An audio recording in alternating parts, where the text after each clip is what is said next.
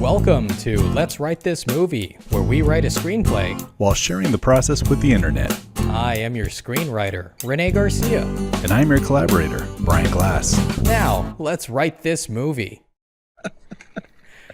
All right. This episode is brought to you by our sponsor, Chipotle. Chipotle Rewards, the restaurant that rewards you. For coming in twice a day, every day of the year. Customer of the month, every month, Brian Glass. They just have your order like ready. Yeah. When you walk in. Right. Perfectly timed.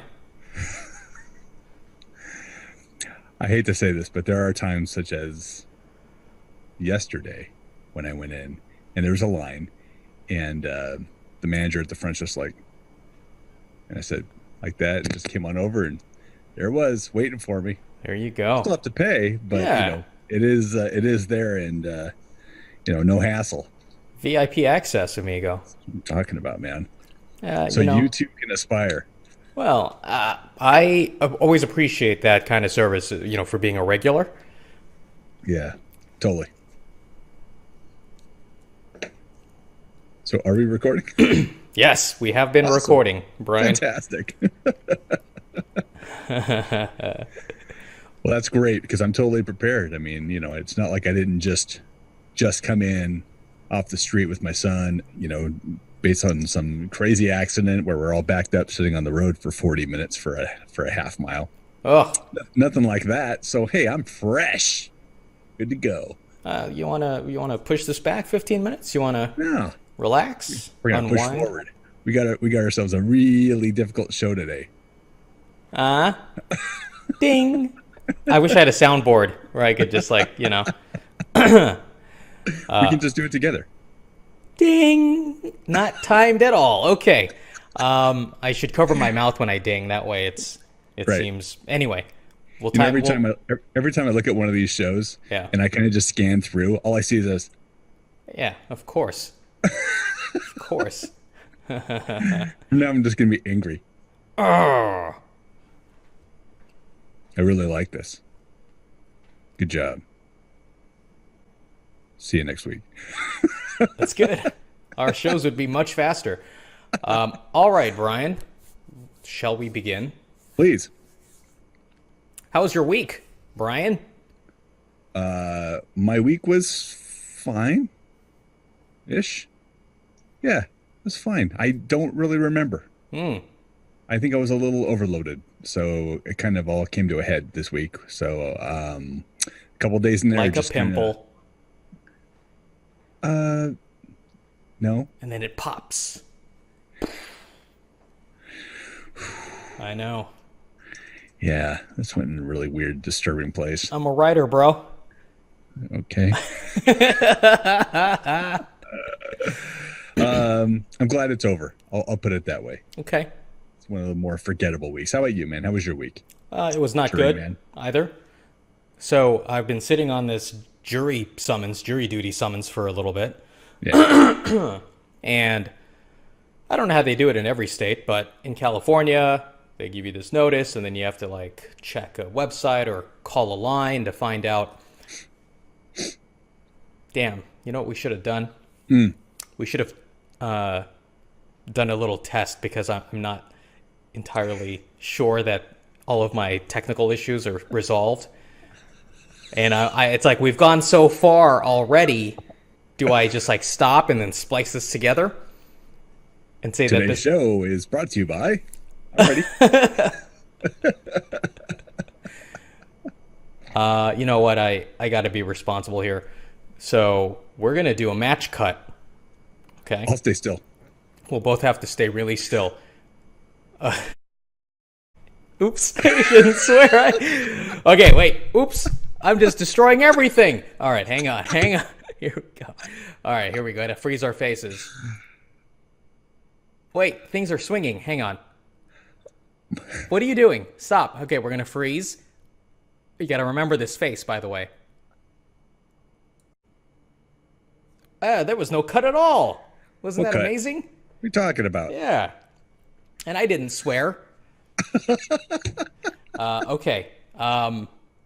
So I was telling my story about jury duty. So I checked, I filled out my little survey, my my rural juror survey. You know what that's a reference to, Brian? No. A rural juror? No? No. Not an Arrested Development fan? A little behind. Yeah, that's Watching fine. a little bit. The Yeah. rural juror. Anyway, yes. So, you got to check a website, call a number or whatever. And I did on the day I was told to. And it said, oh, hey, check back the following Monday or check back Monday. So I did this on a Friday, said check back Monday. So I checked back Monday, hoping to be excused because my group number was way like out of this sequence of group numbers. I was towards the end. And I read the notice and it says, due to an emergency need or a need for emergency jurors or something like that, we need you to come in. So I was like, damn it. And it's like, they give you no notice. It's like, you have to come in tomorrow. I'm like, great. So I just, let everybody know, I take time off work. I go to this courthouse and, the experience, it was both kind of exciting and horrible at the same time because, I don't normally have to come in. Normally I'm like dismissed, online. And so it felt kind of like I'm going on an adventure. Who knows? Like I'm at the whim and the mercy of the government. Like who knows what I'm going to have to do? Like am I going to have to deliberate on a murder case or some guy's unpaid parking tickets? I don't know. I don't even know if that's something you deliberate on. Anyway, so now we're all, and it's like because they needed emergency jurors. There was like 500 of us in this room, right? And they're just calling names. Like within 30 minutes of us getting there, they start calling names for courtrooms, and none of us want to get called, right? Even the adventure side of it notwithstanding, none of us want to get called, and it kind of felt a little bit like the Hunger Games. Like, oh God, who's gonna go? Who's gonna have to fight for their lives? But then maybe this doesn't deserve a but then. In addition to that, they start talking about these long court cases, right? Like, we have a case coming up that is going to be 18 weeks, or I'm sorry, 18 days. Oh. And we're all just like, I don't want to go to that. And they start saying, we have to pre-screen you for financial difficulties. This is not voluntary. You have to stand in line and explain why you can't serve.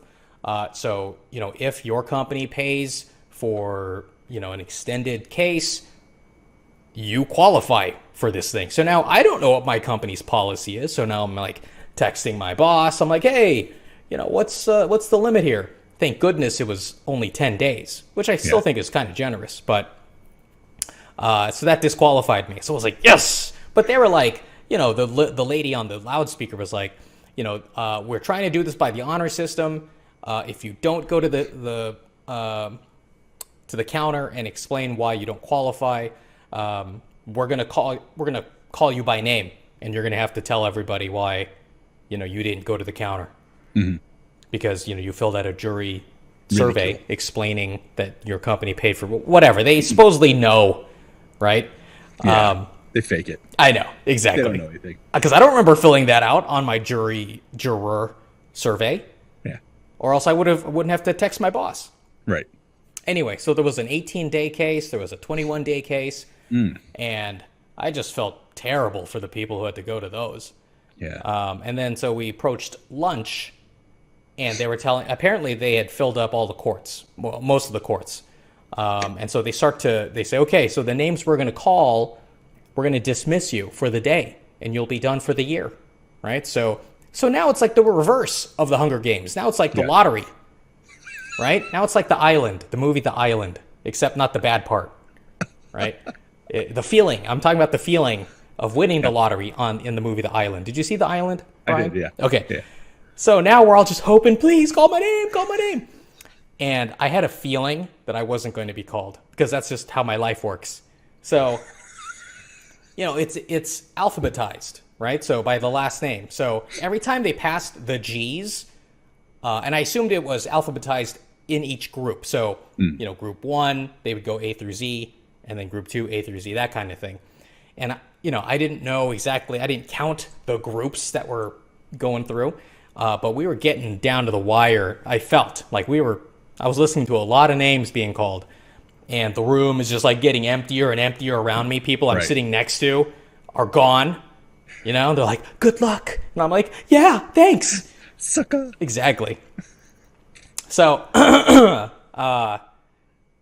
to, end the suspense, I did get called, but there were only like 3 more names after me that were called. So I was like at the tail end. You know what I mean? Like I almost didn't make the cut, but I got out of there. Anyway, so the end of this story is we had to park in this parking structure a couple blocks over from the courthouse, right? Yeah, had our tickets validated, all of that. And we had to park on the 4th and 5th floors of this parking garage. Now, before all of this, a couple of days, actually over the weekend, my parents were telling me, because I was talking to my parents about, man, I want to be rich, right? And they're like, you need to invent something if you want to be rich. And we started talking about like the guy who made the little, the sun visors for your car. Yeah. Remember those from the 80s, Brian, when they were just cardboard? Terrible. Yeah, but that guy's like, he's a millionaire, right? Yeah, he just made this freaking accordion cardboard thing that anyone could have made. So we started talking about things like that. And my parents brought up the Shark Tank and how there was a guy who had pitched this idea of like some kind of like foam barrier that you insert in your car. Yeah, I saw that one. Okay. And I'm like, whoa, what's that for? It's like, oh, it's to prevent stuff from falling down there. I'm like, nothing ever falls down there for me because I'm not a messy person. I'm not a ridiculous, I'm clean. I'm organized, right? And well, what about change? And I'm like, I don't want to change. Anyway, I thought it was a stupid idea. Yeah. All right. And I don't know if that guy got funded or what. But anyway, just keep that in your head. So I'm in my car. I'm going down, trying to get to the exit. I got my ticket in my mouth so I can put it in the thing, right? And I don't know what happened. Nice setup, dude. I'm like right there. I'm one car away from the gate, from the arm. I'm like, there's my freedom, right? The arm. And maybe it was like just this gasp of like, freedom, right? But the ticket flies out of my mouth. This gasp of irony. What's that? Yeah. Gasp of irony. Exactly. And it's like floating down, fluttering down. And I knew because my parents had told me that story over the weekend that it was going to go into that crack, right? Of course.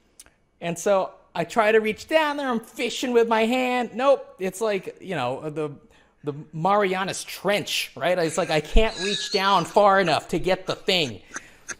So I'm like, oh my God. And, one of my pet peeves is I don't want to be the guy who is the problem when it comes to like a line of any kind. Oh, yeah. So that panic starts, creeping up, right? Creeping up. I can feel it around my jowls, the panic. So I pull out a line at the last second because it's like, I'm not going to be the guy who like gets out of his car and like is like, has to open the door and like fish. You know what I mean? So I pull to the side, put my hazards on so that I can, do this thing and maybe I can pull a Yui or something to get back in there. But then the guy behind me thinks like, oh, this guy's found a way out or whatever, like a secret passage.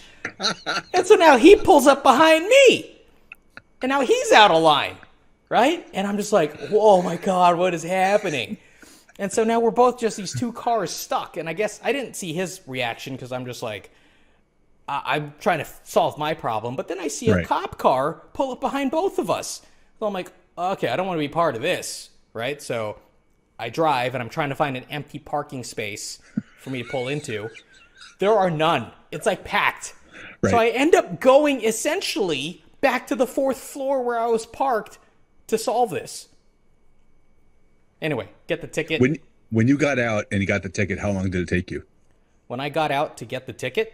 Yeah. Well, I don't know, not very long, maybe a couple of minutes. And the only reason being is that the driver's side, the seat, it's electronic. So, I have to like push the thing and it's moving, you know what I mean? Forever. It's just taking forever. And then I I'm able to get it, and then I got to push it back. I'm watching it. You know what I mean? It's like the things that are supposed to be convenient make life like not convenient. Remember the days like the 80s, Brian? Like you had the little lever on your car seat and it just like flung forward like it was ejecting you out through the windshield. The 80s? My car still does that. Okay, well, I'm just saying. Just not quite as cool. All right. Now these electronics, how do they work? Fancy electronics. I know. In your car? You still doing this, Brian? You still doing this with your windows? When you want to yell at somebody, you still make this motion?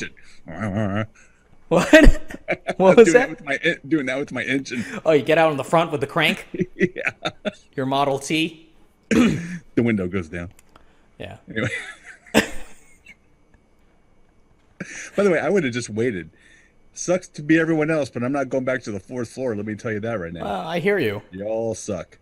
I hear that, Brian. I totally get that. I just... Plus, arms get abnormally pliable, when you have to get it done. You're like, I'm jamming my arm inside there. I'll find that ticket. I'm not moving any seats. All right. Ow, ouch. Come out. You're all bloody, but I got the ticket. Sorry. Well, you have your ways of solving these problems. I have mine. Yeah. It's whatever, man. So anyway, that was my jury duty day. Wow. What was that? Was that Tuesday? Yeah, that was Tuesday. And I know I kind of blamed my lack of writing on that, but it's true. It's true. I just wasn't in the mindset to write, right? Mm-hmm. You can't, when you're writing creatively, you can't just write and then have it and then expect to like have it be good and not have to rewrite it again. It would have been funny if you were there, like, in the jury room waiting to be called or not called, and you're trying to write something creatively. You're probably working the same sentence for about 3 hours. Yeah. Right? Yeah. Like you go from worry to, is it going to be me? Right. What am I even doing with this laptop? Totally. Yeah, well, totally. And that's the thing. I'm surprised that people were able to work at all because, I guess there were some seasoned jurors there and they immediately went to the cubicle things. There's like in a library. Yeah. I forgot what they call those, but anyway, they had a special name for them. They immediately filled up because people want like their little privacy to watch their shows or read their articles or whatever. Wow.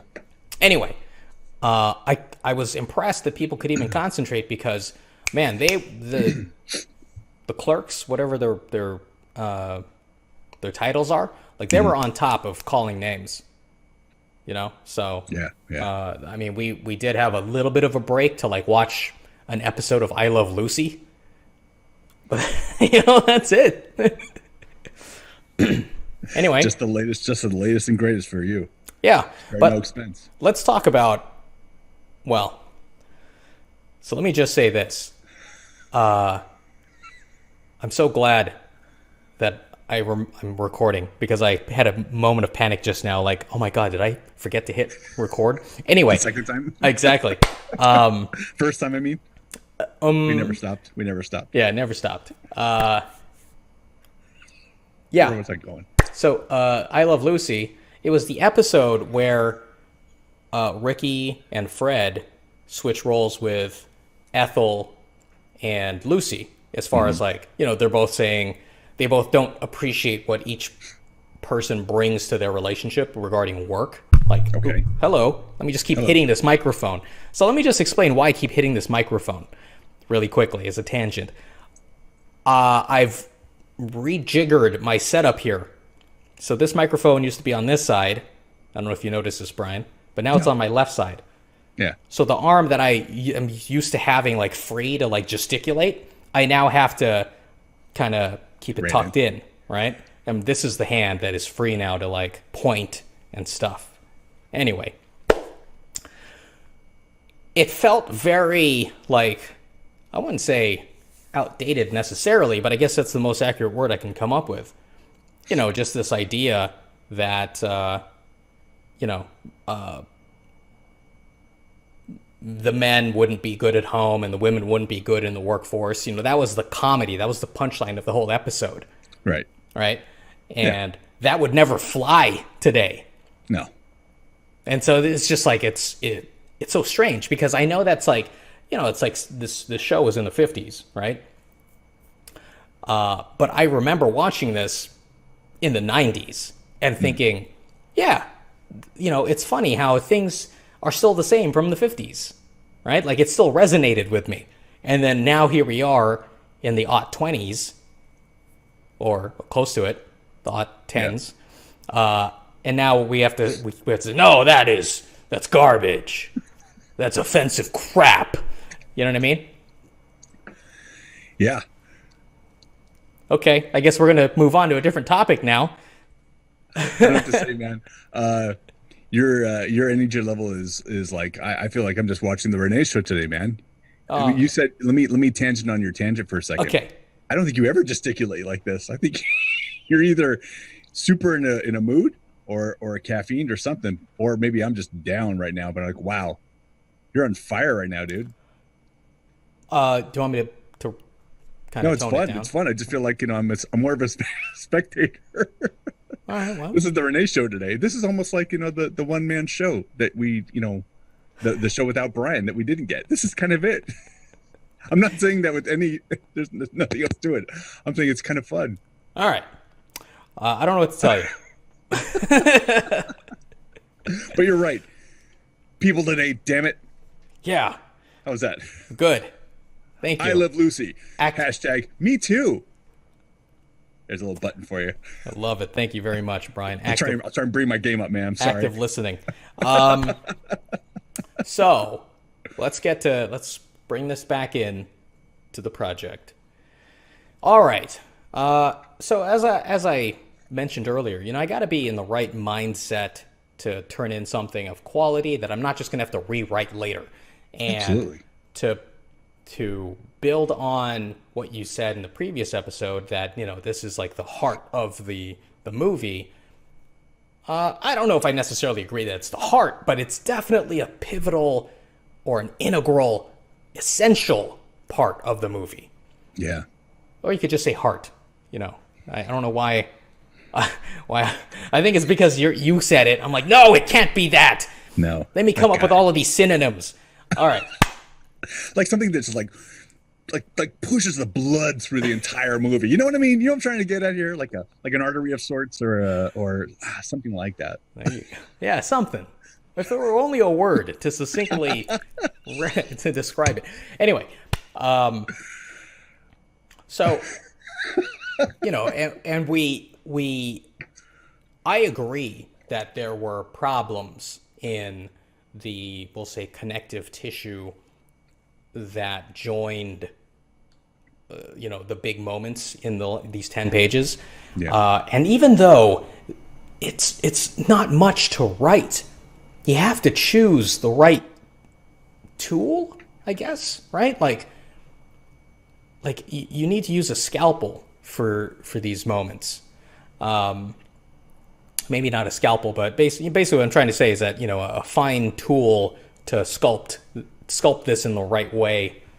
That's the way I was looking at it too. Exactly. Yeah. Like you just totally chiseled it, you got it really, you honed it in. And, there were just so many ways,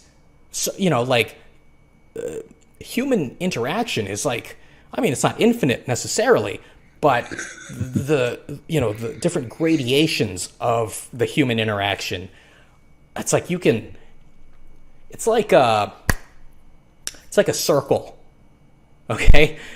Like, if you were to make a circle with dots, right? Like you could always find space for another dot because, I should have fleshed this out a little better in my mind, but it just takes me back to geometry where, when you have two dots and you put a line between them, that's not a curve, right? It's a straight line. Mm-hmm.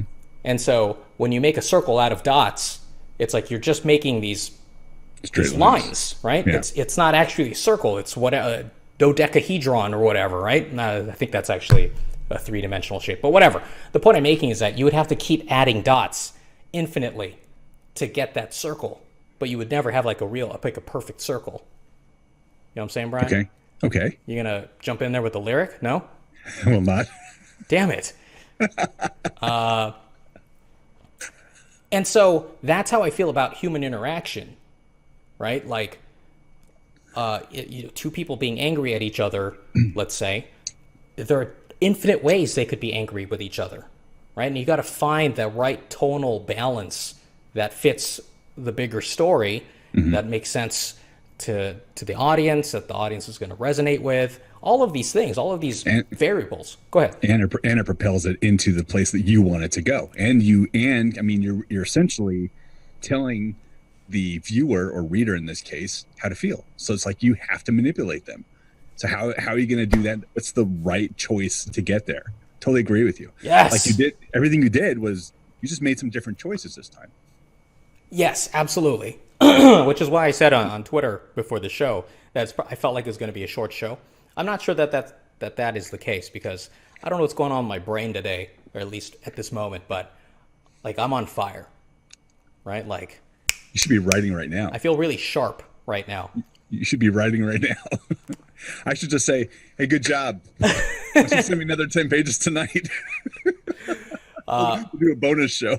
But to talk about what happened this week, a lot of the time this week that I was quote unquote writing, I was just pacing my apartment, just pacing the floor here, working it out, trying different angles of attack in my mind, and actually saying lines out loud, and just seeing how it felt in my mouth and on my ear, I guess. Right. So I think I'm happier with the choices I made, and I'm interested to see, how you feel about the choices, Brian. Yeah, I can give you a little preview. This will be a short show. Okay, good. Great. I think all your work is like, I almost felt like last show could have just been a comment by me. Hey, do you think we can see a second draft?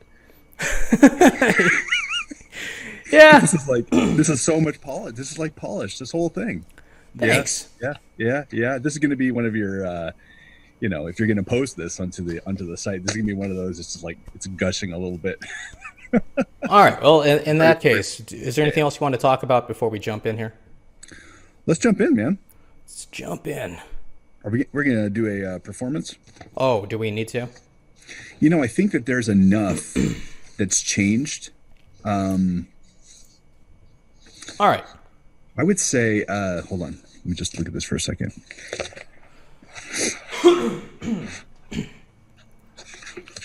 I think that the critical part is actually in terms of it's kind of like before and after. I don't think a lot really changed in the flashback per se, other than just additional clarity in the description. So we can do the whole thing, or we can do parts of it. I don't know. I'm okay with doing it. I don't think it's going to take very long because it's a lot of dialogue. Well, I'll tell you what you tell me what you want to skip. That's what I'm saying. It's like the skipping is really in the train. Yeah. Yeah, we can skip all of that. That's fine. Let me just say, since we are skipping that, the biggest changes for me there were I added an establishing shot. Let me actually just get there so people can see what I'm talking about. What page is that on? 104. All right. So I added an establishing shot to explain, to reorient the audience. Here's the train. Here's that steep slope. And for the reader, I added a parenthetical. This is kind of unorthodox, but I think it's necessary to describe the passenger cars rather than by scene location. This is now orientation. Orientation of the passenger cars, meaning is it the first one, the second one, or the third one? You introduced your own convention, and to me, it was like, yeah, very simple now. Okay, to follow. Okay, great. And I did add what we talked about, that Everett breaks his leg. Yeah, I like that. Yeah. Oh, and he sees Long, and Long sees him. Right. And the note I put on that, let me find it here for a second.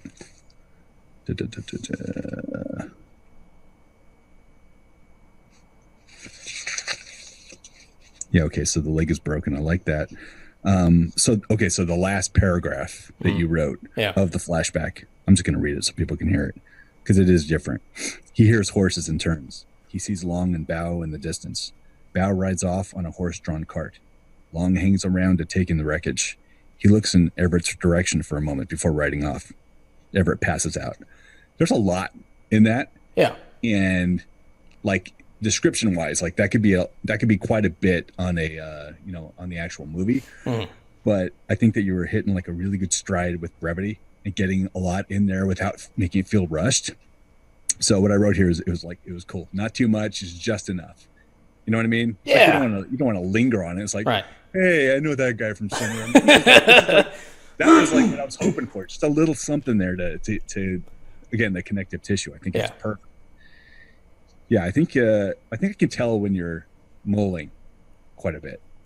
I think it definitely shows in your writing versus, where you're just kind of writing. Like I said before, with the zombies and stuff like that, I could tell you're kind of jacked up. It's like, this would be a cool thing. I'm like, yeah, that's cool.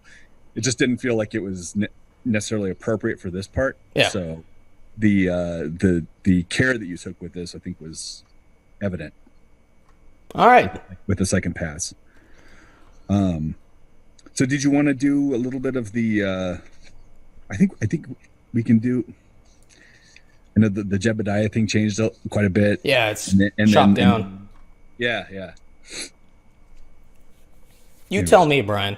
Let's just read it, dude. Let's just read it up. Let's just read it. Up to the flashback. All right. And then if you want, we can comment, and then we can come at the flashback after that and kind of finish it up. Okay. How's that? We'll do a little bit unconventional today. It's our show, Brian. We do what we want. Hell yeah.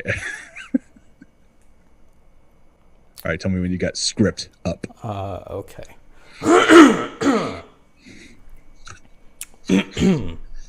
Okay. We're starting at bonfire, right?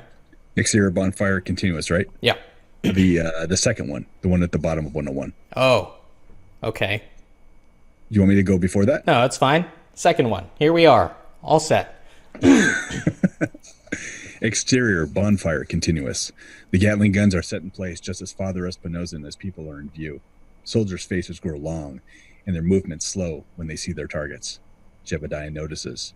He rides slowly behind the firing line. Jebediah. Steel yourself, man. Oh, my throat. So, very quickly. So I spent all day setting up my system here, and it's all dusty, and I was just like kicking dust everywhere, so my allergies were going crazy. I didn't have enough time to I decided I would do all of this dirty stuff before I took a shower. So I just got out of the shower, so it's like just my respiratory system is all jacked up right now. Just want to throw that out there. Just let you know what's going on. Okay, script is back up. I'll explain that mist in the air, mist of dust. Wow. Bad day to read. All right. Hey, Renee. Yes. Jebediah notices. He rides slowly behind the firing line. Thanks, Brian. What was that for? Chewing you in. I know where I'm at. Jebediah, steel yourself, man. Remember the fort. The lives we take today will secure countless lives elsewhere. Jones, you have your orders. He rides off. God. Here we go. Jones. All right, boys. You heard the captain. We have a job to do. Exterior road number 2, continuous. Father Espinoza jogs towards the bonfires in the distance while holding the hand of a small child. His congregation hurries behind him. Father Espinoza. Thank you, Lord. Thank you. As they get closer to the bonfires, a loud mechanical clicking emits from the dark. The survivors freeze, trying to discern the noise. Suddenly, the dark lights up in a steady muzzle flash as high-caliber bullets tear through the group. Father Espinoza turns and shields the child with his body as he's riddled with projectiles. Other survivors scream and try to run, but there's no escape from the kill zone. I like the kill zone. It's cool. Exterior, Wells Green Bank. Roof, continuous. I'm going to do an aside. You always do asides in the middle of us talking. Wells Green Bank is something I can never say correctly. Oh, you want me to change that? No, I don't know what it is about that. I see Wells Fargo every time, Yeah. and It's and I meant say to be a reference. I know, and I don't know what it is about Wells Green. It's like it's All just right. on my mouth. It's weird. Wells Green never comes out correctly, so I'm just gonna I can call change attention it. to You want me that. to change it? Green Wells? No, it's fine. Just because I can't say it, who cares? Well, I mean, maybe if you have a problem, someone else will have a problem. Maybe having it too close to Wells Fargo. You know what I mean? It's a predecessor to Wells Fargo. Your world building. All right. Oh, I remember old Wells Green. We never say that, so we changed it to Oh, Wells it could be Fargo. Green Fargo. How about Green Fargo? No? No, it's fine. Okay. I like Wells Green in the fact that for the fact that it does sound like a bank. All Green Fargo sounds like a place right. or a fungus. Got Right. that green Fargo. He's got the Green Fargo. Oh, it's scabbed up already. Yeah. All right. Exterior Wells Green Bank. I always pronounce it Green A. Green Bank roof continuous. Long and company watch the carnage aghast. Exterior road number 2 continuous. The road falls silent, littered with dead. Father Espinosa's corpse moves. But All it's right. just Hang on, Brian. Here's another aside. Since this is a short episode, it's time to pad. It's time to pad. All right. Faces up. faces. So that line again, the word aghast, Yeah. right? So this always takes me back, and this is like maybe a 4-minute story. I'll try to keep it in 4 minutes. So in high school, I really liked this girl, and it was the end of high school. She was going off to college, and I wanted to send her off with, like my last salvo of emotion, I guess. I don't even know how to describe it. Basically, I wrote this, I think it was like a 20-page story, right, about like my feelings for her or whatever. Such a romantic. Dude, Yeah. if only you knew me back then. Anyway, so it was full of like nonfiction stories. So it was like a real account of different conversations I had with friends about her and stuff like that. Anyway, I had this friend. His name is Jim. He's no longer with us, unfortunately. But he was also romantic, and he helped me record the audio version of this 20-page story, which we put on cassette, and it would accompany the story, so she could listen and read along, right? Anyway, there was a line I wrote where Jim, playing himself, he asked a question, and the description was, whatever the question was, he asked, aghast, right? And Jim always hated saying that line. Like, he always stumbled on it because it was like the worst tongue twister for him. Asked and aghast right next to each other. And so whenever I see aghast, I think of Jim and that thing. That was a 2-minute story. That's a good story, Brian. That was a good 2-minute story. I can stretch it out. No, let's To not. Jim. To Jim. Aghast. Aghast. Indeed. Okay. Brian, please continue. All right. Oh, cool. I'm glad we're back here. Exterior.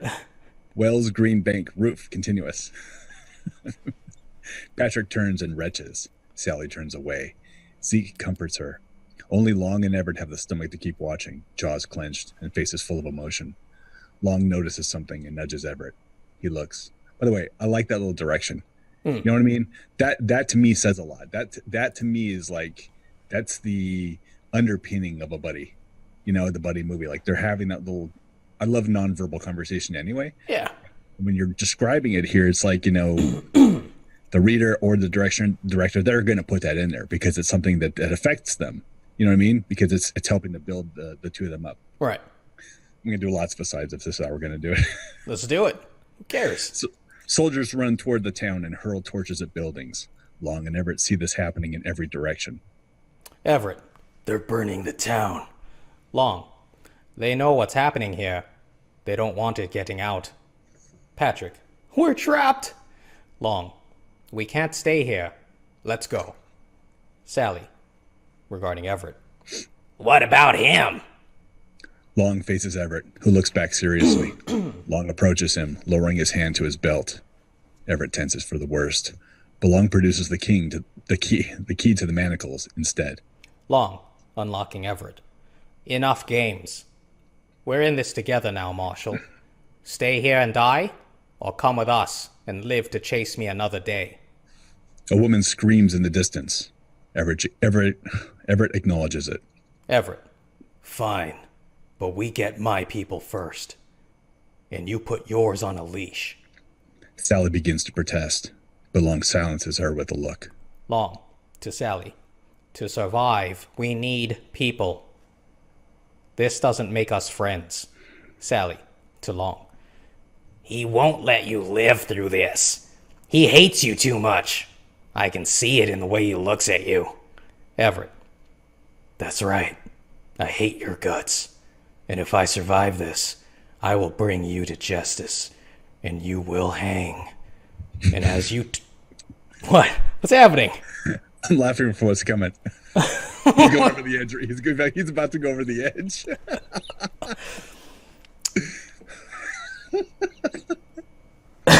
It's like everything he's held in for the whole movie is right now in the next few lines, folks. All right. Hang on. Let's take it back. Everett. That's right. I hate your guts. And if I survive this, I will bring you to justice. And you will hang. And as you twist and kick and piss and shit yourself, before your eyes bug out your skull, I want the last thing you see to be my face. I want you to see me watching you die. Aw, yeah. There it is. That's it. Performance. That goes back to you, Brian. That was your suggestion. Was it? Oh, yay, me. Oh, okay. That's I totally forgot. You remember that? I don't know what episode that was, but you were I was all wrapped up in your delivery here, man. I know. I didn't even notice. But you were like, oh man, he needs to get poetic about it. And I'm like, you got poetic. Hell yeah, that's poetry right there. Shit and piss? Come on. I think that was a Shakespeare sonnet, right? Ode to shit and piss. Exactly. Shall I compare you to shit and piss?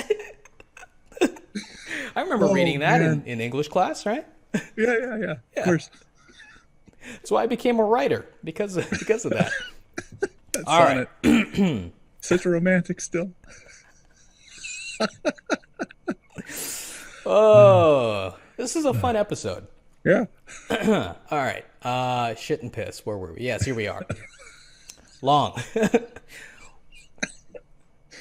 What is your... What is your... This is probably the most that people could ever imagine. The closest it is to actually hanging out with us. This is truly like we weren't even recording right now. Yeah. That's accurate. All right. Let me try to get this together again. Long. What is your obsession with me? Did I kill someone who owed you money? Everett. I was on that trip. Whoa, that trail. Sorry. It's not a trail. I was on that train you derailed. Long. That was 15 years ago. So what? You survived. Everett. My family was on that train. Brian. Oh, sorry. Oh, it's fine. You're just watching the show. I get it. I was so wrapped up. Long, Sally, and Zeke stare, dumbfounded by the realization. Everett. You killed my wife and son. Do you remember their screams? I do. I do. You should put a third one in there. I do. I do!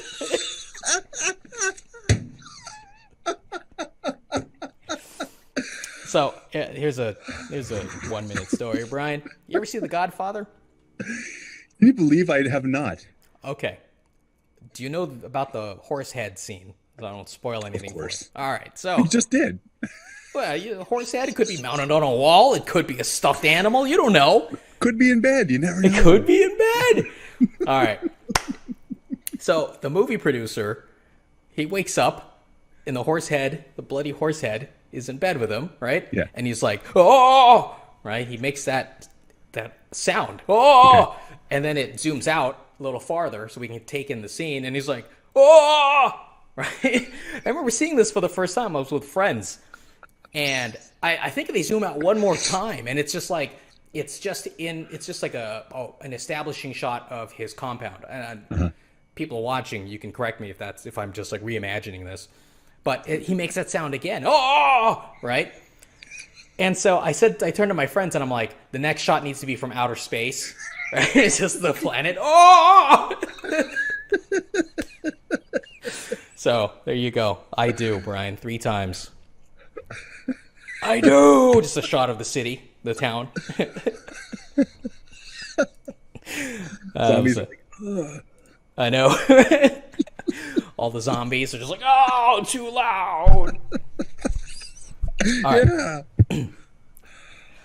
So should we do a little bit of commentary on this part first, since it's nice and fresh and we've got a natural break before we go to the second half of it? Oh, that's fine. Go ahead. Okay. So long, just saying enough games on 103. Enough games. We're in this together now. Marshal, stay here and die. Yeah. Or come with us and live in. You kind of took the best parts of what he said later and brought it up here, and it was like, yes, exactly what he would say in this case. It's like, yeah, I get it, but right now we're just going to be like buttoning down, and there are gonna be a few compliments here. So I love that. This next thing with this fine, but we get my people first, and you put yours on a leash. Yeah. Cool. And then long to Sally, the next thing, to survive we need people. This doesn't make us friends. I mean, it's like you just laid it out very quick in half a page, the justification for all the issues I brought up last time. So I was totally on board with this, man. I don't know how you derail a trail. Maybe you derain a train, but this guy, what's derain? What is derain? Derain the train. On the bottom of 103, when Everett goes into his poetry. Yeah. My only comment on this, if you were to cut anything, is I would cut those first 2 lines and go straight into, and if I survive this, I don't know if you necessarily need, I hate your guts. It's a little bit on the nose. And I think you kind of get it as a reader and a viewer with the next things that he says. But it's a little thing. Yeah. I hear you. Okay, cool. Not going to argue among the love today amongst the. No, it's just, it comes down to how it sounds in my ear and in my mind, like someone saying it. Like I would expect someone to lead into it, like to, it's not just like at 11 you kind of like step up to 11, right? Like he's prepared, like a person I think would prepare with a couple of like simple statements. Yeah, that's all. Yeah, when he says this, it felt like it didn't feel so much as something he's prepared or has been feeling for a while. It just felt like guttural. It felt like I'm just going to give it to you without any veneer. You know what I mean? Yeah. So I still think it could play. It could definitely play with the right actor either way. Exactly. That's why I didn't want to really rebut what you just said, because it's like, actor's choice. I'm sure this will kind of probably get trimmed if necessary, or elongated depending on. What's not going to get trimmed is that line after it, though. Oh, hell no. That's not getting touched. Yeah, I'll say take my name off. Take my name off this movie if you get rid of that. Alan Smithy, this thing. It'll probably be like the subheader or whatever you call it. What's the word I'm looking for? The tagline to the movie. Well, it could be a tagline too, I guess. Epitaph, full of shit and piss. You might shit and piss yourself.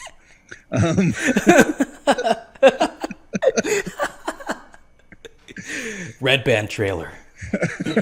Right. And then at the top of 104, the segue now into the flashback. I'm just like, yes, yes, everything here is totally flowing nicely. Plus the convention that you put in there for the actual flashback itself, I thought was really cool. So yeah, the front of it, great. All right. The middle, all I have is a couple little things. They're tiny. I'm not gonna go over that. You can go on yourself. I did get lost a little bit on 107. Hang on. Before we get to that, Yeah. let us address a comment on our site. I'm just going to pull it up. Okay. Oops. All right. So, longtime reader, viewer, Irina left a comment to solve one of our disagreements in the last episode. Irina writes, "Hi, René. In episode 21, you were discussing a surge of emotions that lead to Everett and Long getting into a fight, which is designed to disclose why Everett has a peculiar attachment to Long. I am thinking in the scene where the soldiers fire at the survivors and Father Espinosa shields a little girl. Why don't you have a young mother trying to save her toddler son instead? This scenario has a parallel with the train derailment scheme and is sure to trigger Everett's recollection of his family's demise. It would lead to a natural surge of Everett's emotional trauma associated with Long." All right. So, Brian, do you have any thoughts on that? I'm a little bit of mixed feeling of it because I think we have the Espinosa character, and without this, his death is just a death. And with it, there's a little bit more interest on that character. Yeah. You know, we don't know a lot about him, but I like the fact that he saved the girl, even though the girl's about to die. You know, it's like all in vain. Yeah. So I don't like giving up Espinosa for that. It's a nice little scene for him, and it's something that kind of gives you that little punch. You definitely would get that with with a mom doing that with her child as well. Totally. I just don't know if I would sacrifice Espinosa for that, and I think that his is without drawing out his character anymore, and I don't think you really want to since he's not a focal point. I probably would leave the script as is in this case. That's my feeling on it. Yeah. So I am more or less of a similar mind. Especially, I think this comment was written, obviously was written before being exposed to the changes I've already made.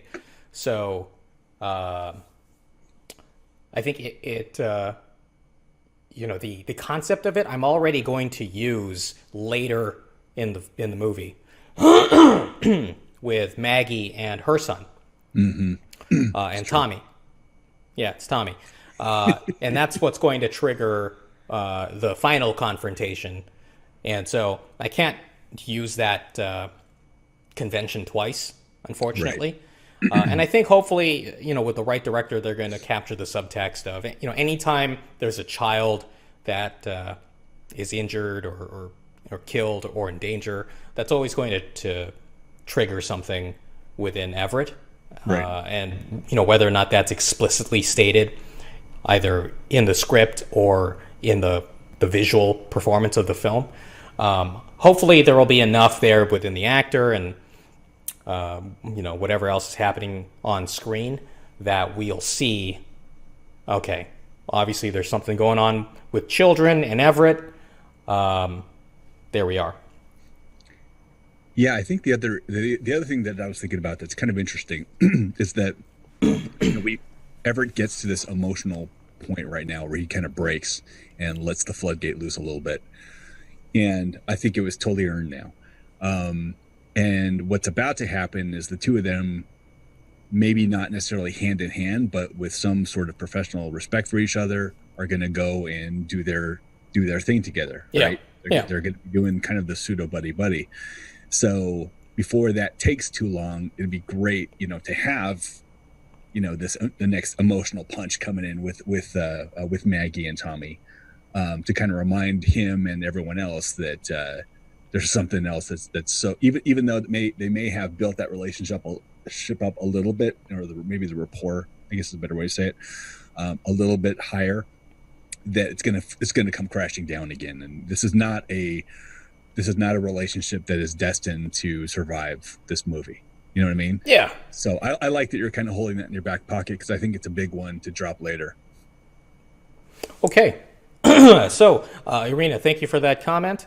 And, please keep them coming.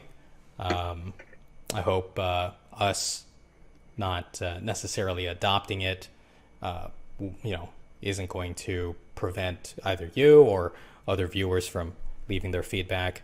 This is a creative process, and not every idea gets accepted. I mean, look at the ideas I had last week weren't accepted. So, this is the way it works.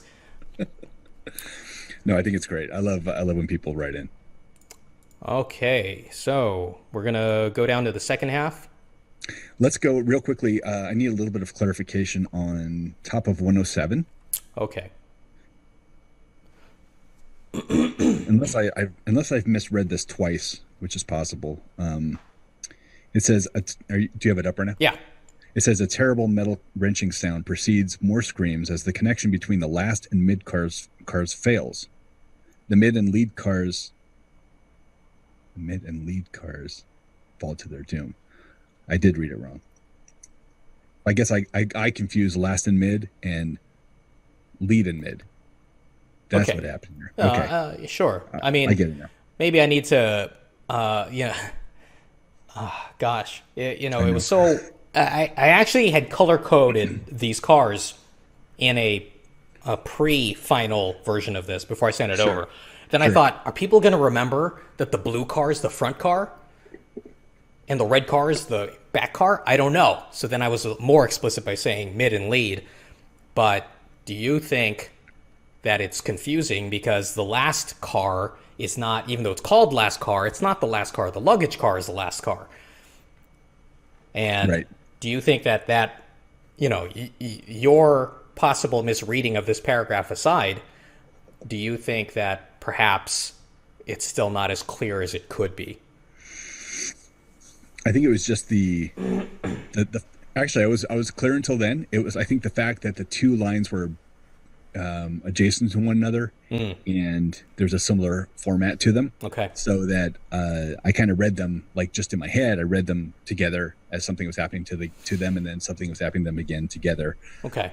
So maybe just maybe just a little bit of a rewrite on the last line.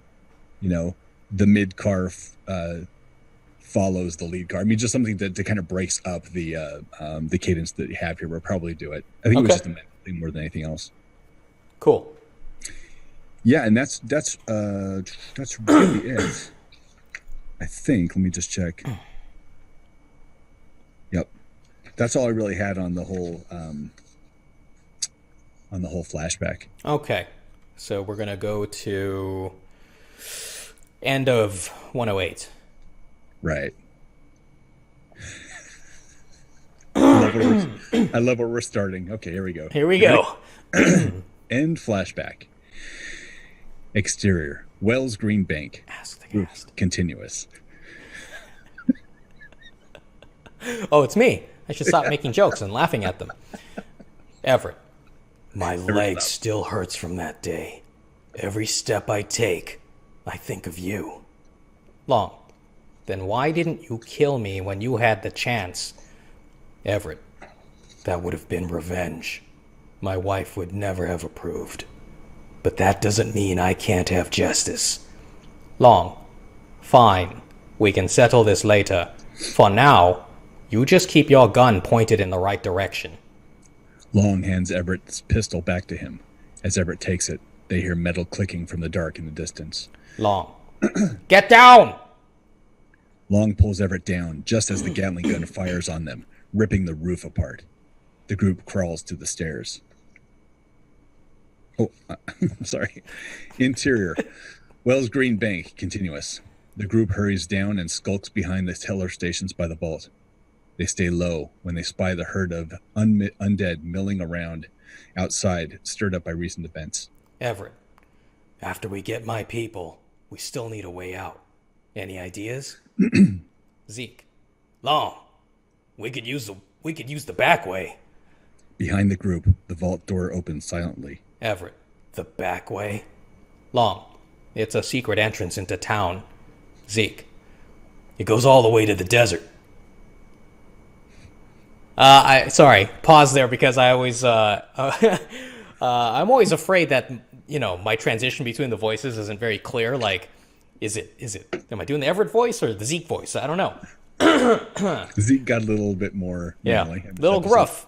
He became a little too much of a hard ass. No way, the army's found it yet. Sally. The bar on the other side of town. Oh, sorry. Let's try that again. The bar is on the other side of town. Gonna be a hell of a fight. Zeke. Patrick. God. Who is this? Everett? Everett Zeke? Patrick. You up for this? Patrick nods, but no one believes him, including himself. Long. All right. We have a plan. To Everett. Are you ready? Everett. Let's do this. Let's do this thing. Then they cue the cool music. Rock and roll, montage. Hell yeah. The group rises. Actually, it doesn't, because they run off and we don't go with them. Right. The group rises in unison and charges out of the bank, guns blazing and clubs swinging. They move down the street, fending off undead. Meanwhile, from the darkness in the vault, a figure steps out. It's Sam. He's bloody with several bites on his face, but he's alive. He steps out, carrying a huge silver ore covered in blood. Prophet's body falls into view with a crushed skull. Sam waits for the undead herd to move on before leaving himself. Okay. And even though you say you move on, the director's not going to move on. He's going to see this. Oh, I know. Let's do this. Exactly. Yeah, Tone Loc. Tone Loc starring as Everett. Hell yeah. Going back to Cali. No, that's not Tone Loc. What? Isn't that Tone Loc? Going back to Cali? That's LL Cool J. No. That is Tone Loc, bro. Going back to Cali. How much, my friend? I don't think so. How much you I'll want to buy bet? dinner Tuesday. No, I'll buy dinner Tuesday, but tell me how much you want to bet. What do you... that's the wager. I'll buy dinner. No, I don't accept that. All right, well, whatever. Gentleman's bet. Gentleman's bet. Look it up. Going back to... Oh, God, really? Oh, yeah. All right, hang on. So. You know what? Let me just use... Okay. Use official Google. Going back to Cali. Make sure you put it up on the screen. Yeah, of course. Uh-oh. Google. The Google recommended search thing already says LL Cool J. By the way, now on your notes officially for the screen, it says that for you. Before you gave me that. Thank you very much. It is how LL confident Cool I J. was. Damn you. Hang on. I got to put this on the screen. There you go. Going back to Cali, artist LL Cool J. Brian, you are the winner. Ding, ding, ding, ding, I ding. don't think so. What is You ever that? watch the video? What? Going back to Cali. It's like, oh, dude, why are you licking your lips constantly, dude? Oh, no, I don't want to see it. Oh, yeah. I don't think so. Make me think of Heath Ledger's Joker whenever you do that. But do the licking thing or the laughing? No, the licking thing. I ever tell you about my scars? He's always licking his mouth. Oh, it's the sides, where he's cut. That's why you gotta lick it? No, Was he that's why leaking That's saliva? why he chose to lick it. Yeah. It's a choice. Actor's choice. I get that, Brian. I get that. I'm just saying. You see, what happened is because there's a scar there. Oh! Mm-hmm. I thought he just liked his chapstick flavor. Cherry. Do you know who played the Joker? That was LL Cool J. Look it up. That's right. You're right. Artist. LL Cool J. Okay, Brian. Any notes here on the second half? Not a lot. I just like that, his leg is hurting. On the top of 109, I was just like, I was like high-fiving, dude. because this first thing that he says kind of adds a nice little texture to Everett, which we didn't have before. My wife would never have approved. That's kind of cool to hear, you know. And number one, I like that because it's something that he holds in his heart to this day. And you think it's justice this whole time, but it's justice because that would be something that his wife approved of him. And otherwise, you know, I like that because it kind of underpins everything that we've heard from him before, and it gives a nice little layer to him. Plus, it gives, you know, it's almost like she provided the conduit for his vengeance, and that to me is super cool. You know what I mean? So, I don't know if he was a marshal at this time when he was on the train 15 years ago. But if not, you know, you could do a little headcanon and think that might have even driven him into the law. You know what I mean? So, and I don't know if that was your intention or not, but I was like, it was. There's a lot there. In that one line, I was like, this is good writing. This is just like, you know, he's saying a lot without a lot of words. Yeah. You know, so I applaud that. That was really well done. All right, so let's. I know other writers probably would not do this, right? But I'm going to reveal my inspirations for a lot of this and how, you know, what I relied on as, maybe we'll call it a crutch to make this all work. So one,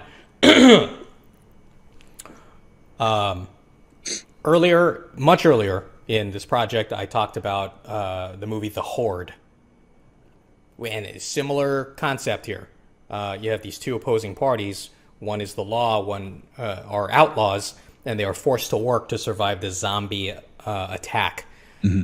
And, you know, that script to me is probably perfect. I mean, I can't think off the top of my head, you know, a flaw in it, but it just works. Like, it, you know, I didn't question that these two groups who have every reason to hate each other would work together to survive. Mm-hmm. And I'm not sure if I even lifted a direct line about the leash thing, and if I did, I need to change that because I don't want to plagiarize. Right. But I think that's an easy thing to fix. Okay, so there's that. And, you know, that's not to say that, you know, even though I was inspired that, you know, the situation is a direct lift, but the motivations are essentially the same. Yeah, you mentioned that before. Okay. So this thing here about the revenge, and my wife wouldn't approve, this was inspired by an episode of the TV show Monk, starring Tony Shalhoub. I don't know if you ever watched it. Great show. Yeah, did you watch the entire series? Most of it. Oh, okay. Well, there's an episode, you know, his wife got blown up. His wife, Trudy, got blown up. And towards the end of the series, he finds the bomber. I think it was the bomber. And he is in bed, in the hospital, and he's dying. He's on, like, a morphine drip. And Monk, he says something to the effect of, "This is me turning off your morphine," right? Right. And the guy's like, "Oh, he's in pain," and then he turns it back on. He says, "This is Trudy turning it back on," and I'm like, "Oh, I love it." So I wanted to have something like that here. Yeah. I think it's really just well done, dude. All right. Just like in that show, not a lot had to be said, just to convey that. There's so much there. Because it really makes you rethink him. You know what I mean? Yeah. And I thought that was cool. I love when I'm watching something and I'm this deep into it, and now I have to go back and rethink the motivations behind a character. I just think that's such a cool little turn. And it's little too. It's like you're not drawing a lot of attention to it. You know? Yeah. Anyway. Okay. And then this next line that Long has is, it's like it's just, you know, it's perfect. It's long. You know what I mean? Yeah. That's what I like about it. It's after what he just said, to come off like this is not uncaring. It's just, to me, it's like that's long. It's just how he is. You know what I mean? And I know last time I was talking about kind of the motivations and which way is he going? Is he going heroic or whatnot? And when I read this, I was just like, yeah, that's long. He's Yeah. cool. He's cool. He's got his way, and it's you just gotta appreciate it. Right. Yeah. So And so, I still, what I want to capture from this point on is that, they have a mutual interest in keeping each other alive. And that will, it's kind of like faking friendship until, maybe they'll fake it until they make it. At least that's the kind of feeling I want the audience to get. Like they're going to forget because of this shared threat, they're going to forget their hatred of each other, right? And so right here, when they start being fired upon, he pulls Everett down, right? Like he is starting to save him. right. And so hopefully, by the end of the movie, the audience will feel like, oh, look, they kept fine. like saving each other during this big battle. Yeah. They're going to be friends, but Right. it's not going to turn out that way. So, I think that's I wouldn't say well-worn convention. I think that's something that works with other movies as well, where the two bad guys come together or the two foes come together to defeat the common enemy, and until when the common enemy is gone, it's back on between the two of them, and I think that's perfect. I think it's real. It's I think you're treating your audience a little bit better than they could be, because I didn't want to see them be buddies after this either. You know what I mean? Right. I like when they're kind of, at each other, not like a Murtaugh and at each other, but like really at each other. I'm too old for this shit and piss. Man, I teed you up so well on that one. All right. I know. So towards the middle of 109, I also like this idea that the Gatling guns start firing on them, because it's creating that even more urgency. Yeah. It's like they gotta move. You know what I mean? And I thought that was really cool. And really, that's all I have in terms of notes for the script. Like I said, there are a couple of just small choices, that I kind of call out and give you some ideas on, but they're tiny. I think that for the most part, this is probably one of the best. This is I mean, of the critical parts, this was easy reading, man. So well Cool. done. Yeah. Cool. And I think it was a good idea to go back to these pages and Yeah. I mean, Yeah, these totally. are critical. They're almost like the heart of the movie. More the lungs. I don't know, man. Not a doe. No. Well, what's a hart? A hart is like the male deer, right? Yeah, And then a doe is the female deer. that's right. That's right. There's a saying. What's it with a heart? A wolf, a ram, and a heart together. Yeah. Forget it. Another time. I had occasion to think about that project today. I can't remember why though. It was something I wanted to bring up on this show today. Oh, whatever. Like a joke. I think it was a joke of some kind. Anyway, maybe it'll come back to me. All right, Brian. I had a good time today. This was a fun episode. Absolutely, man. Oh, It was a blast. here's the thing I did want to say, not about the other project, but it was these pages were so important that I didn't want to just like move on from them without getting it at least closer to right. Totally. Yeah, But you had to know. I had to know what. These had to feel good. Yeah. Yes. I mean, you knew they were good. Well, and oh, I see what you're saying. They felt better. They felt better. I think there are a couple lines here that still need to be tightened up, like Sally saying, "He won't let you survive." I mean, it's like, who talks like that? Like, maybe she should say something a little more like colloquial, or maybe not colloquial, but something a little less elevated, like, "He won't let this go," or something like that. You know what I mean? Yeah. Like, but I this mean, won't work. He can't let this go. I know, but you're talking about something that's a little more extreme. You Yeah. know, yeah, the audience could get there, but I didn't bump on that at all. All Just right. saying. Okay. Yeah, so I did feel pretty good. Yeah. And here's the other thing. The original plan was that Zeke and Sally were going to break off with Patrick. I thought they still would. And you just didn't get there with the new version. So I don't know that that's going to be the case. I think they're all going to go together. Like, why would they break off? That doesn't make sense. Right? And we need to give... Sorry. Freaking... Oh. Okay. I'm like, what? My phone's blowing up. Okay, so, you know what? This was a fun episode. Let's stay true to our quick promise of a quick episode. Let me just plug our sites, and then we'll wrap this up. Are they full screen right now? Those sites? Okay. Yes, they are. They are full screen. Okay. So everybody, this is our site, let'swritethismovie.com. Let me actually go to the home page so that you can see what it looks like when you visit let'swritethismovie.com. I post every week new pages, and here we are. This was last week's episode 22. If you click on it,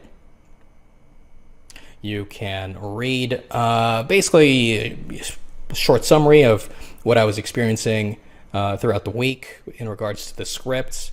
Normally it's just full of excuses as to why I didn't write very much. But below that, you'll find new pages in a PDF viewer. You just make sure to mouse over it, and you can see the controls here on the bottom, and you can click through the pages. And if you feel so inclined, you have any feedback on the direction of the story or any criticisms, anything really, just leave a comment here below. Here was the comment that Irina left yesterday, and we will be sure to discuss your comment on air when we do our discussion episode like we did today. You can also engage with me on our Twitter on Twitter on our Twitter site. On Twitter, our handle is @WriteThisMovie, and I will always engage with you. So I don't post as often as perhaps I should, but once again, if you feel like talking to me, I will always be here to talk to you. Okay, and of course, please leave a comment, give us a like on our YouTube channel. And if you haven't already, please give us a thumbs up. Engagement is what gets these videos recommended to other viewers on YouTube. So, Brian wants to show his excitement. No more thumbs up. No, damn it. He had 2 thumbs up. That was for you, buddy. Thanks, That's bro. For you. Okay. Well, I guess we don't have to wrap up anymore. We can just keep talking. Okay, yeah, so who knows? Now it just might be a giant group of people fighting. I know Patrick has to get killed off here. They gotta run into Mortimer, who gets killed off. I originally had planned that they would run into Chief, who would be taken along with them, but now I'm thinking of writing in Chief at the fort, or not at the fort, but at the outpost, and he's one of the people holed up, and he will then escape with Stan's group to fight the children. Okay. And then that's when the 2 groups meet up, when Everett and Long and possibly Zeke and Sally, right? Whoever the survivors are. Yeah, and then they all go to the jail to tool up. I'm probably going to have to rewrite the jail scene a little bit to show there's like a small cache of weapons. Is it cache or cachet, Brian? Cache. Yeah, it's cache, right? Yeah. Cachet is like a style of flavor. Hey, he's got a bit of cachet to him. Well, yeah, but they're spelled the same, right? I think cachet actually has an accent. Oh, okay. All right, whatever. Yeah, so maybe I might have to beef up whatever stockpile they have at the prison, and that'll be the getting ready montage. That's the final battle, right? Well, yeah, they got to fight I from the mean, jail. except for the actual showdown, Right. Yeah. the real final battle. There you go. Yeah, that's cool. Well, we'll see. I hate I think writing it's scenes where it's a big group of people because now you have to describe what every single person is doing in the scene. You know what I right, mean? right. And that's going to get unwieldy. I think you might want to just return to some of those easy things. Zeke fights too. You know what I mean? Yeah, I Or guess. just start killing off characters. Well, no, I need Zeke and Sally to survive at least until the final battle because they're going to Right. die in a blaze of glory. Is there anything poetic about their death? Yeah. What's going to happen? I'm just going to tell you. Don't tell me. I want to enjoy it. Let me just tell you. What the heck? I spoiled other things. I want to enjoy it. Come on. Okay, I'm still in fine. spectator mode. I don't know if you're going to like it, so I'll just wait till we get there. Oh, you don't want to just temper it right now? So prepare yourself.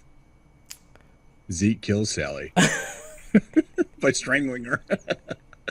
Should have been done a long time ago. Exactly. No. Okay, I'll just run it by you. We got a little time here, right? Yeah. So everyone's fighting. They're surviving. It looks like they might lose. I mean, who knows, right? It's the whatever. It looks like it's getting pretty bad, and that's when in the middle of the fight, Long sees Bao. Bao like shows up as a zombie. Wow. Huh? Wow. I didn't know it was going to happen then. Okay. Yeah. So then Okay. Bao shows up, and Long is distracted. Like, I'm gonna as an homage to From Dusk Till Dawn. When George Clooney's character, his name is. Don't remember. Cool guy with tattoo. Gotta. I can't. Cool J. I know it's there, but anyway. Told Noke. Exactly. Don't call this a comeback. He's gonna see Bao as a regular as he was when he was alive, and Bao's getting closer and closer, and Sally is going to save Long. It's like, he's not your brother anymore, or whatever, right? And then maybe she gets bitten, or she gets like yanked into the fray, right, of the zombies. And Zeke, of course, has to go after her as his testament Yeah. of devotion to her. So now they're like in the middle of all these zombies like getting attacked, and she will discover, or I don't know if she'll discover, but basically she'll get the dynamite from Bao's belt, right, while they're in this fray, and she's going to hold it up for Long to shoot to, kill everybody, essentially. Kill her and Zeke, and, kill the zombies, or at least like that group before they reform.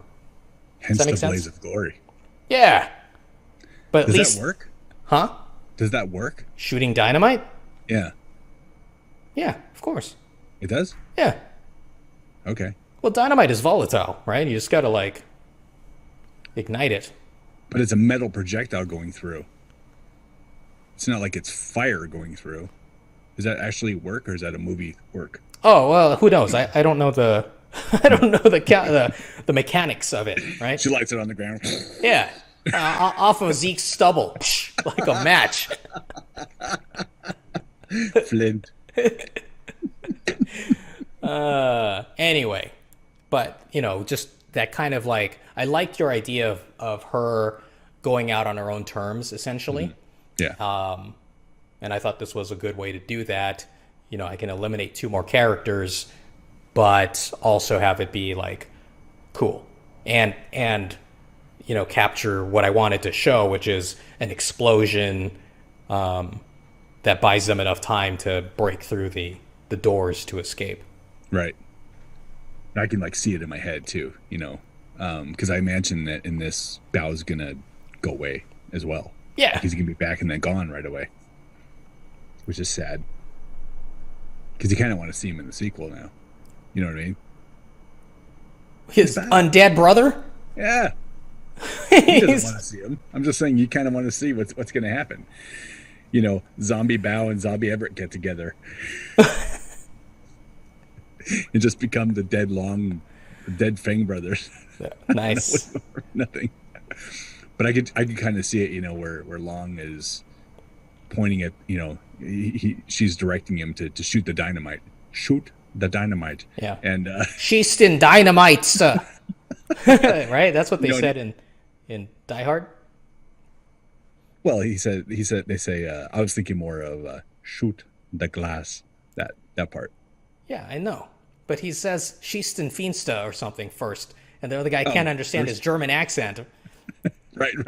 That's right. Shoot the glass. Everyone starts talking in German in your movie. What's happening right now? But I could just kind of see him, pointing there and hesitating, and Sally and him having kind of that moment, do it.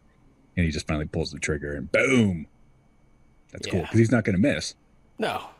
Because he's long. That's one of his superpowers. Exactly. That and sarcasm. Sarcasm in the face of imminent danger. Yes. Much like yourself. Yep.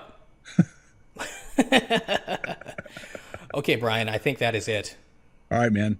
Hey, good show. Yeah, had a lot of fun. I don't know if I'm going to have this much energy next week. I don't know what was going on with me today. Maybe it was the speed I took. So random. All right, everybody. If you enjoyed this episode, please give us a subscribe and a thumbs up. Once again, engagement is what gets the channel to grow. And your continued viewership is always appreciated. Brian, is there anything else you wanted to say after your angelic look? I'll leave it at that. One look says enough. We will see you in the next episode. Peace. Why do you do that? Stop it. Peace.